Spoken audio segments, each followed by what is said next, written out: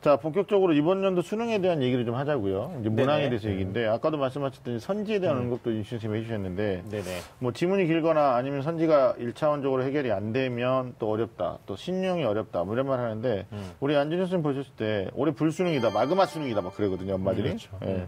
어떤 문제들 때문에 그렇다고 보십니까? 사실 다라고 보시면 됩니다. 전체? 네, 전체 다라고 보시면 되는데 네. 특히 이제 그 19% 정도의 정답률이 나온 31번 문제 굉장히 어려웠죠. 저희가 선지가 5개라고 할 때 상식적으로 그냥 찍으면 20%가 나와야 되지 않습니까? 그거 미만이 나왔다는 거예요. 그러네요. 그러니까 진짜 찍을 걸 이런 생각. 그렇죠. 너무 어려워요. 1%가 더 높은데. 그런데 이제 좀 더 디테일하게 보면은 문법 11번 문제가 어려웠다기보다 시간을 많이 잡아먹거든요. 아, 맞아요. 그러니까 시간을 많이 잡아먹는데 11번부터 순차적으로 어려워지면서 결국 15번에서 36%의 정답률이 나왔어요. 근데 문법적 지식을 막 필요로 하는 것이 아니라 어휘에 대한 거거든요. 그러니까 아이들이 굉장히 그 부분이 취약한데 이걸 또 어떻게 보면 출제자는 쉬울 거야 하고 냈을 수도 있죠. 근데 정답률이 굉장히 낮았고 그다음 이제 지금 현재 문제가 되고 있는 42번 문제 그것도 좀 어려웠죠. 많이 어렵습니다. 그래서 전체적으로 사실 어떤 문제가 어려웠다기보다는 거의 대부분의 문제가 어려웠다. 이렇게 이해하시면 될 것 같고 또 한 가지만 더 얘기 드리면 문제 자체의 난도도 중요하지만은 시간과의 관련성을 보셔야 됩니다. 이게 그러니까 앞에서 몇 문제가 어려웠는데 그걸로 시간이 쫓기기 시작하면 실제 문제의 난도보다 더 어렵게 느낄 수밖에 없는 거죠. 심리적으로 쫓기니까요. 그렇죠. 시간 안에 문제를 해결해야 되고 뭐 이런 것들이 특히 진짜 시험을 처음 보는 재학생들 입장에서는 이 시간 배분 못하면 막 뒤에 가면서 우리가 그런 이제 뭐 심장이 쫄깃해진다 이런 표현을 쓰는데 이건 쫄깃한 정도가 아니라 정말 학생들이 처음 경험해보는 다 들어가죠. 다 들어가는. 그러니까 이게 우리나라 수능 시험이라는 것 자체가 학생들이 마음껏 공부하고 오늘 하루 실력을 또 마음껏 발휘해보는 축제장이 아니잖아요. 그러니까 학생들이 1년에 한 번, 단 한 번 있는 시험이라는 기회에서 최대한의 자기 능력을 발휘하기 위해서 설계를 해온다고요. 전략을 짜와요. 그러니까 몇 번부터 몇 번까지 어느 문항, 어려운 문항이 나왔을 때 어떻게 해야 되는지 시뮬레이션을 해오는데 이번 수능에서 대표적으로 문제가 됐던 게 뭐냐면 선생님이 아까 다 어려웠다 말씀을 저는 전적으로 공감했는데 1번부터 시뮬레이션대로 안 됐어요. 뜻대로 안 됐어. 이유는 뭐냐면 하나의 문항을 해결하는데 이해해야 되는 지문의 양이 너무 길었어요. 그러니까 저는 냉소적으로 말하면 이런 생각도 들었어요. 잘 만들어진 퍼즐은요, 이 퍼즐을 만드는 데 사용했던 재료가 퍼즐을 맞추고 나면 하나도 남지 않아야 돼요. 그럼 잘 만들어지는 퍼즐이거든요. 근데 문제를 풀고 났는데 내가 이걸 왜 읽었고 왜 이것까지 알아야 돼라고 생각하는 그런 조각들이 많이 있으면 이 문제는 약간 좀 왜 이랬을까 이런 생각이 드는데 이런 문제가 간혹 있었어요. 이번에. 깔끔하지 않았죠. 네네, 맞아요. 그렇죠. 그래서 지금 1번도 그렇지만 2번도 그렇지만 1번, 2번 그렇지만 저는 그 어떤 문제가 있어요. 학교 신문에 기사문을 쓰고 초고를 쓰고 이걸 수정하는 문제가 있었어요. 표제가 성금 마련을 위해 모두가 함께라는 이 학교에서 어떤 성금을 마련하기 위한 마라톤 대회를 개최한 것 관련된 이 초고를 쓰고 이걸 수정하는 장면이었는데 여기에 이제 낮의 시문이 나 지문이 학생 1, 학생 2, 학생 3이 대회를 계속 1, 2, 3으로 주고받는단 말이에요.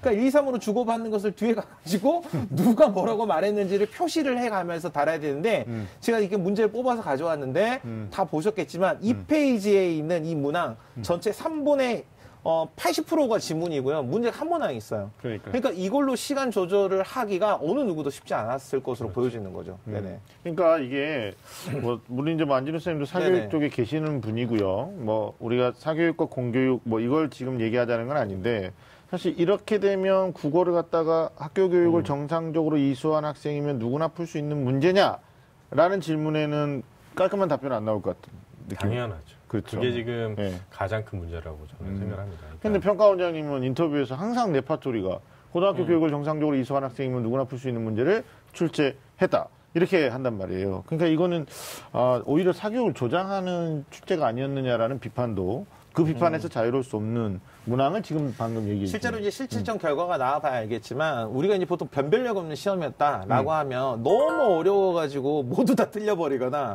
너무 쉬워가지고 다 맞춰버리면은 그들 차이를 구별해내지 못하잖아요. 그래서 이번 시험에서는 아까 안준현 선생님 초기에 말씀하셨던 것처럼 이 1, 2등급 사이에 어떤 그 변화만 있었던 게 아니고 3, 4등급 전체적으로 다양해서 내려간 걸로 봐서는 그런 최악의 상황까지 벌어지지 않을 수도 있다라고 이렇게 낙관을 해주셨지만 어려웠죠. 알겠습니다. 말씀하신 대로 지금 31번, 그 다음에 42번, 뭐 전문가들도 뭐 복수정답 가능성을 보고 있기도 하고 뭐 이러는데 지금 이의제기를 하고 있는데요, 선생님. 그렇죠. 이게 좀 선생님 보시기에도 이게 이의제기를 할 만한 문항이라고 보시는 겁니까? 그러니까 이제 이의제기를 한 쪽에서 바라보고 있는 것은 이제 보기에 대한 설명으로 적절한 걸 묻는데 보기에 대해서 한정해서 볼 것이냐. 이게 굉장히 복잡합니다, 사실은 내용은. 근데 단순하게 제가 말씀드리면 뭐냐면은 두 가지 측면이 있는 거예요. 하나는 이 보기에 대한 설명에서 이 선지와의 관계를 어떻게 설정할 거냐. 그러니까 이 보기에 맞게끔 선지를 고민을 하면 이게 복수정답이 생길 수 있다라는 거고 아예 이 보기는 그냥 우리가 해석을 해야 되는 대상일 뿐이니까 앞에 지문에서 근거를 해가지고 보기에 대한 설명이 아니면 제외를 시켜야 된다고 하면 복수정답이 아니다. 이거죠. 그러니까 보기를 어떻게 볼 것이냐의 문제인데 과거에는 이제 보통 보기를 참고해요. 이렇게 나오면 보기는 그냥 참고할 뿐이니까 앞에 글에 근거해서 풀면 되거든요. 근데 이 문제는 좀 특이하게 보기 자체를 아예 설명하는 문제다 보니까 이 기존의 관점하고 좀 다른 접근을 해야 되다 보니까 논란이 일어나고 있다. 이렇게 이해하시면 될 것 같습니다. 그러네요. 또 여기서도 오답률이 굉장히 높게 나온 거고 여기서도 많은 시간을 빼앗겼던 거고. 그러니까 이게 그 명제였는데 이게 사실 수학에서든 아니면 어떤 인문학에서 명제를 따지는 게 뭐냐면 어떤 주장에 참거짓을 받아들이는데 우리가 참거짓을 구별할 수 있는 게 무엇인가에서 출발하거든요. 그러니까 의문문 같은 경우는 참고를 구별할 수 없죠. 몇 살이니? 아, 이렇다고요, 의문문이. 이거는 이제 참고를 구별할 수 없는 거고. 근데 하기성은 남자이다. 이러면 이건 참거짓을 구별할 수 있잖아요. 이런 게 이제 명제인데 이 전체적인 문항 구성에 있어서 윗글을 참고하고 보기를 이해해서 봤을 때 선지의 명제가 참이냐 거짓이냐 이렇게 따지는 경우가 있고요. 이거 다 상관없이 명제니까 이거 자체가 참인지 거짓인지를 따져볼 수 있는 거죠. 알겠습니다. 그런 식으로 따져보면 문항이 전혀 다른 관점에서 볼 수도 있는 거예요. 알겠습니다. 또 논란이 되는 건 이걸 여쭤보고 싶어요. 그러니까 어차피 국어 영역은 문이과가 공통으로 보는 시험지인데 이제 지문의 성격에 따라서 이게 모의수능 때도 한번 언급이 됐던 건데 그러니까 9월에는 과학 지문이 안 나왔던 걸로 기억합니다. 근데 이번에 이제 이 35번 문항이 물리학과 나왔어요. 이슈다. 이게 굉장히 뜨거운 건데 과연 이렇다면 이게 이제 문과가 유리하냐 이과가 유리하냐. 그러니까 실제 뭐 나중에 통계도 이런 거 잡아봤으면 좋겠는데 평가원에 해주면 좋겠어요. 바람인데. 국어 만점자 또는 1등급 안에 문과가 많으냐 이과가 많으냐 아니 본인들은 해야 되지 않을까요? 그래야지 이 밸런스를 좀 조절할 수 있을 것 같은데 그러니까 초기에 만점자 파악을 했을 때 재학생 1명, 재수생 3명이라고 했을 때는 다 이과였던 거죠. 그렇죠. 그런데 이제 추후에 문과가 2명 있다 이렇게 나오고 있거든요. 근데 제가 왜 그게 뒤에 나왔을까 생각해 보면 이과 학생들은 확실히 알고 가채점을 할 수 있는데 문과 학생들은 그게 좀 느리지 않았을까.